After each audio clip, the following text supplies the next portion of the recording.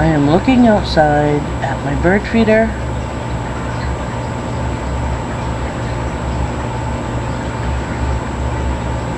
Today, the kids had a snow day. No school today.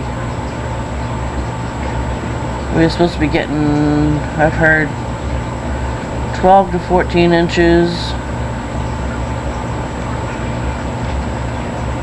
I've heard 14 to 18 inches. I know one thing, these little birds are so happy to have the food out there.